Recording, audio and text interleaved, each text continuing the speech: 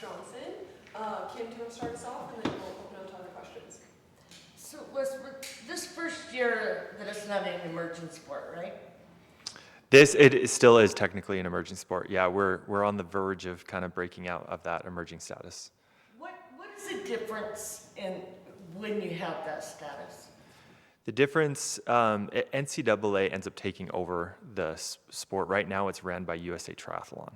So NCAA will take over. And so once we're hoping to hit that status after this race, and then it takes NCAA around a year to learn the process and take it all over. So USA Triathlon would still manage it for another 1 to 2 years. But so it's just kind of a process for that switch to NCAA. How many schools participate in the event on Saturday? There will be, I believe there will be 40 schools there. Yeah, from different divisions.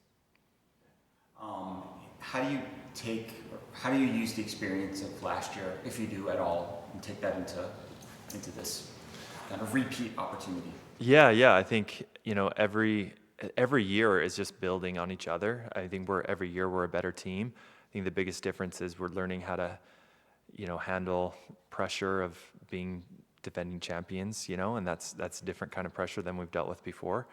And so we're in that process of learning that, but they're embracing it really well. Do you talk to them about that, or do you try to not talk about it? No, yeah, we've spoken about it, and we have an amazing psychologist that works with the team as well, and we talk about that pressure is a privilege, and learning how to handle that, and this is just the start of what they're going to be dealing with, because a lot of these athletes can get all the way to the Olympic Games and the top of our sport, and so this is amazing practice for all of them to learn how to handle that pressure at these big events, and it comes down to just focusing on the process day in, day out, and we get to the race day, and it's no different than any other race in the end. Like we're always giving our all in every single race that we do. So, yeah. And this building process, what's different this year from, say, last year as you go through this process of building this program? Well, what's unique is that this whole group that's racing this year, no one is new. Everybody was also here last year still, and so that isn't different. I think what's different is that we were champions last year, and last year there was no pressure on us or even expectations that we would win, and this year that expectation is there, and so that's the biggest difference this year that we're learning and embracing, but at the same time focusing on the process of being our best every day. Why do you think you guys in ASU have sort of emerged as the flagship programs in this sport? I think ASU, I think different reasons for each school. ASU was one of the first schools to add, and so they, started early, and they started strong, and did a lot of really good things for the sport, and brought a lot of athletes and a lot of really good athletes. And then, we've, added the sport quite a few years after they did. And so we're just, I think, bringing another fresh perspective from a big school and really good program, good support, similar to what they have. And, I think that's what we're wanting more schools to add. And there are several schools that have good programs and good support and doing great things for the sport and getting into NCAA, and we're hoping to continue to grow that. You, and kind of going off of that, you guys are constantly battling for number 1 and 2, and you just hosted them a few weeks ago, I guess a month and a half ago now, and now you're going up there for the national championship. How do you think your team has grown or changed Since then? And I don't know if we've changed too much. I think we've learned, from every opportunity, even since then. We raced on that day, and we raced at regional championships, and several of them also raced world championships. I think through every one of those opportunities, they learned quite a bit, and they're what's unique about NCAA and like region championships, and the focus on that is learning how to race as a team. When they're at world championships, they're learning how to race for themselves. So the biggest difference is, here at our home race and at region championships, they're learning to race as a team that we can carry into national championships. Triathlon in this format, many people don't realize, is very tactical and team oriented, and it's very spectator friendly. If you're there, you'll realize why. And so it's, you're drafting on the swim and the bike, and so there's a lot of tactics on who's doing more work on the bike, that person's breaking the wind for you and working maybe a little bit harder who's in front. And so there's a lot of tactics that go into that, but for that to come to play, you also have to get out of the water in the lead and in the front. So there's just a lot of things that can happen and scenarios that often can or won't happen. And so we have to be ready for all these different scenarios that do end up happening in the end. And each experience that we have at regionals and our home race and even at world championships just make them a better athlete and more well-rounded and learning how to race together and just more savvy in racing. It's a sport where it requires a lot of experience, and they're getting that experience being together as a team and racing together. What's the recovery process like in college for this sport? Recovery process like from a race? Yeah, between races.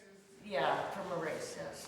Yeah, I think I think there's a physiological recovery, mental recovery. They give their all, and so when it goes really well, it's exciting. When it doesn't go well, it's like your heart is broken because you put so much into this, And so it's learning how to bounce back from those races. They are so incredibly fit, and they're from all the training they've done, we've built a huge foundation of training, so they end up recovering pretty quickly.